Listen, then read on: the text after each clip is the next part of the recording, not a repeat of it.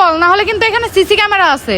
তোর ভাইকে এখনই বলবো ফুটেজটা বের করে আনতে। চাঁদনি, তুমি সত্যি বলছো, সব দোষ আমার এই বোনের। ছেলেটাকে দেখে তখনই আমার সন্দেহ ছিল, কিন্তু আমার হাতে একটা আর্জেন্ট কাজ ছিল তো, এই জন্য অতটা আমি গুরুত্ব দিতে পারি নাই। আমি ভাবছিলাম হয়তো বা আমার বোন এই লোকটাকে হেল্প করতেছিল, এই জন্য এতটা ওকে কিছু জিজ্ঞাসা করে আমি চুপচাপ চলে যাচ্ছিলাম।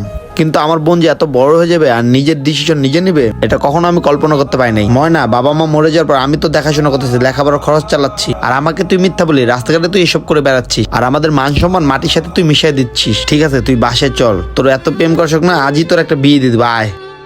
ভাইয়া আমাকে ছেড়ে দাও, আমি এই বসে বিয়ে করবো না ভাইয়া। আর আপনাকে বলতেছি শুনেন, আপনি আমার ভোলা ভালা ননদটাকে নষ্ট করছেন না, আপনার খবর আছে। আর শোন, তুই ভাবিস না তুই বেঁচে যাবি, তোর বাসা কিন্তু আমি চিনি। এখনই তোর বাসায় পুলিশ নিয়ে যাচ্ছি, তুই মেয়েদের জীবন নিয়ে খেলোস না। বন্ধুরা, একটা ভুল ডিসিশন সারা জীবনের কান্না। যাকে তাকে ভালোবেসে নিজের লাইফ নষ্ট করবে না। আমাদের এই ভিডিওটা আপনাদের কাছে ভালো লেগে থাকলে অবশ্যই টাইমলাইনে পাঠিয়ে দেবেন। ধন্যবাদ সবাইকে, এবং কি লাইক কমেন্ট শেয়ার করতে ভুলবেন না।